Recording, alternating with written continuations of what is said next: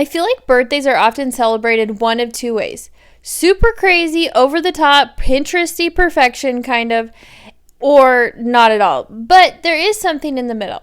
So today I'm going to share with you guys 5 ways to celebrate simply but meaningfully. A really big part of a meaningful birthday celebration is words. And here's what I mean. They can be written, they can be spoken. And I'm just going to kind of share how I would do it. There's obviously so many directions you can go. But for written, you have a birthday card. And you guys, I'm going to encourage you to keep this simple, simple, simple. You do not need to have cards that actually say happy birthday or that you perfectly picked out. You can use blank note cards. And again, you can do whatever you want, but I'm just giving you recommendations to keep it simple. Blank note cards. And you guys, I am coming at this from a place where I have never been good at writing cards. I have always struggled to know what to put. I struggle to express myself like meaningfully towards people. I know, like that sounds like I need to go to a therapist, which I probably do. I probably do. But what I'm saying is, here are my tips. Here's kind of the formula for how I write the card. So first of all, I'll just put an introductory sentence like happy birthday, sweet friend, whatever. Then I'm gonna put in, this is where the meaningful part comes in. I start with the words I so appreciate, I so appreciate, depending on, everything you put in. But anyway, then I choose 3 descriptors, and you want to be really specific here. I think sometimes we write just generic cards because, first of all, it's sweet if you write a card in general. Like, that's awesome. I think personally, I really struggle to write things that are specific and meaningful to that person. And so I think this is where it really gets nailed down. So I'll choose 3 specific things. So for this card, for this friend, I wrote, I so appreciate your quick smile, your energetic spirit, and funny commentary. Okay, so very, very specific to that person, not general. Like, you're such a good friend. I just so appreciate your friendship, which I'm not against putting those things in a card. I'm just saying, the more specific, this is my feelings. I'd love to know in the comments what you guys think. I feel the more specific a card is, the more meaningful it is. And then wrap it up with the closing sentence, 3 sentences, sign your name, and you're done. And you've written a meaningful card that people actually feel loved and cared about by. And then spoken. So my family doesn't do this for every birthday, but we do it for some birthdays, and maybe you would consider it. And that's a roast, and I guess we call it a honey roast because it's all nice stuff.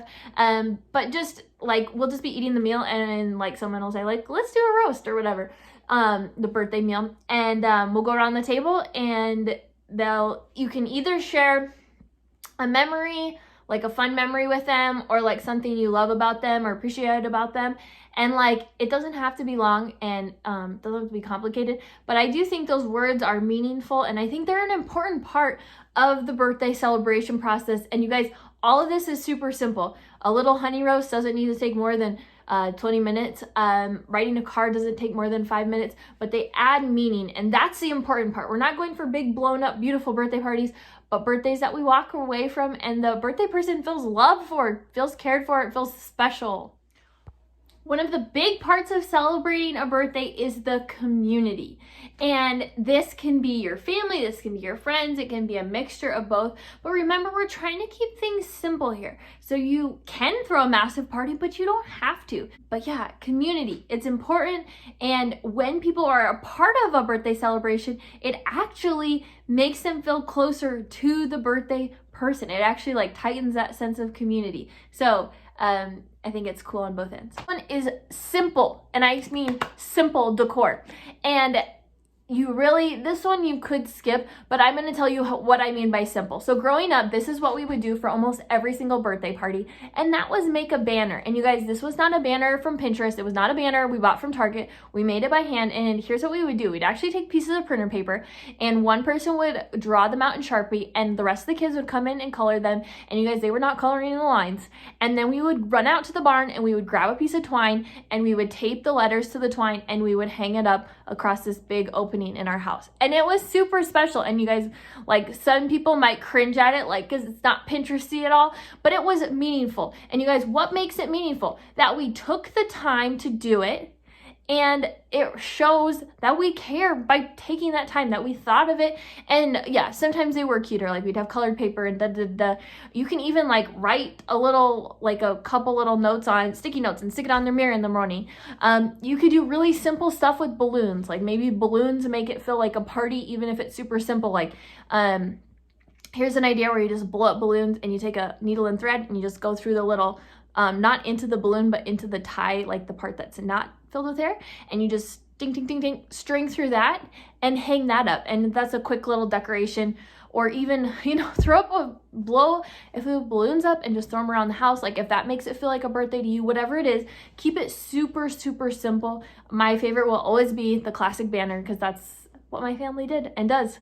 Okay, so next is fun. And you guys, my family actually loves to talk more than anything. Like that's pretty much almost what we do for fun. But I do think having a little game or something to break it up can make it fun. Now you guys do not need to play a board game. In fact, board games bore me out of my mind. Board games, yeah, that's what they should be renamed to. But having a quick little game can be really fun. Whether you have a favorite card game, like my family's really into Pinochle, or maybe you like to play like spoons or something really simple like that. Dominoes. Another one of my family's favorites is called Fishbowl. Everyone puts 2 or 3 things like on slips, usually nouns, but sometimes people just go rogue. You put them into a bowl and then you split into 2 teams and you take turns. One person from one team goes up, then the other person. And the first person goes up and they will play it like catchphrase, so they can say any word except the word that is on the card to get people to guess it. And they're gonna keep pulling out as many as they can within 30 seconds to get their team to guess that. And then the other team goes, and then back and forth until all the slips are gone. Then you throw all the slips back in and you play again, this time using charades. And they are not allowed to point. You can be some people are really like fussy with these rules, but anyway, they're not supposed to point to anything. Anyway, you play the charades back and forth, 30 seconds each, and then you throw them all back in. And the third round is 1 word, so they can only say 1 word. And if they say the word they've used the word and the people are gonna have to guess it. Now this sounds really difficult, but you've already heard all the words for 2 rounds previously. So anyway, that's a good family favorite. We play that a ton, maybe overplay it sometimes, but anyway, have a little fun at your party. It is an important component, whether it is more organized or less organized. Okay, you guys, you knew it was only a matter of time before this came up.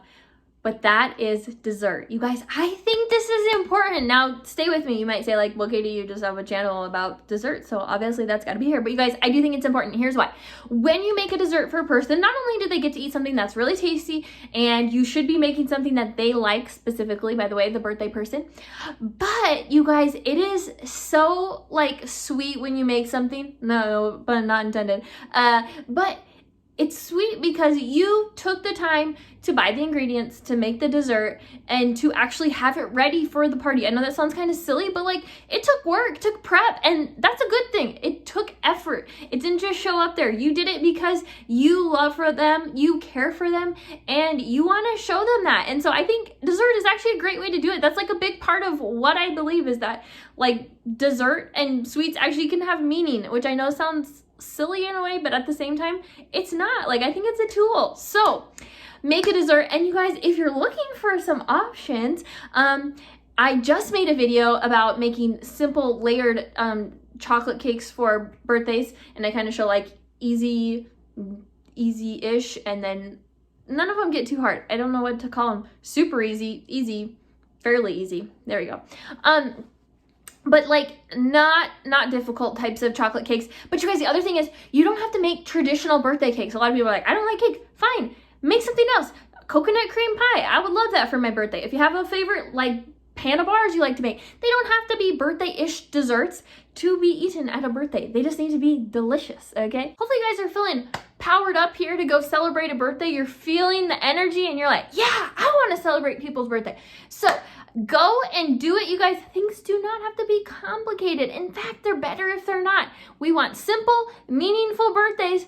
And you guys, when they're simple and meaningful, it's actually sustainable. Like that means we're gonna keep celebrating every single birthday well every single year. So don't get wrapped up in the Pinteresty perfection crud and just make these parties fun, simple, meaningful, and they'll be some of the best memories you have.